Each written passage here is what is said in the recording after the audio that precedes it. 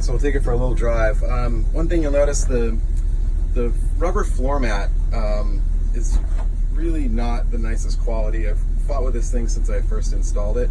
The top of it keeps, in the warm weather, the top of it will fold down. I mean, I suppose I just couldn't bring myself to drill holes, you know, into there, into the firewall to hold it up. Some of the more luxurious versions of this truck from the factory had holes that you know, had little push rivets that held a firewall insulation in. Mine didn't have that, so and I just couldn't bear to drill it. So you could trim it back or get a different thing, or possibly take it to an upholstery shop and get a carpet put in if that's the kind of thing you want.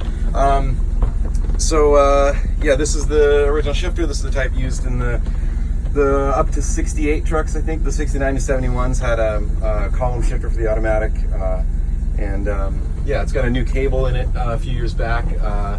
Those are a little bit hard to find and expensive for these cable shifted transmissions. There's a company that reproduces them, thankfully.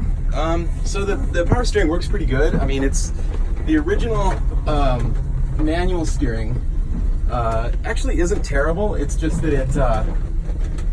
it takes a lot of just 5 1/4 turns lock to lock. So it's quite a bit of work to turn it. This modern box is, I think, 3 1/4 or 3 1/2 turns, which makes a huge difference in low speed maneuverability.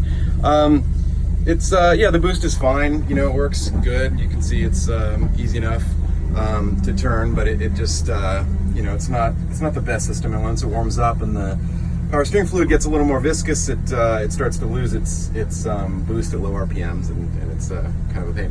I have an original power steering setup as well. It used to be on the truck. The problem with the power steering, the original power steering setup, is it's a Ram style, like you know, like an early Mustang or some Ford trucks used it, but it doesn't have as much stroke as the factory manual steering box, so you lose quite a bit of turning circle with the power steering system, and plus it has no road feel. Not that it's a sports car, but it does make a bit of a difference. So I was hoping that this aftermarket system would be an improvement on the factory power steering. Jury's still out. It works. I don't love it. Hopefully the next owner will you know, make his own opinion on that. So let me stop for a minute and load up the trash, and we'll go on down the road.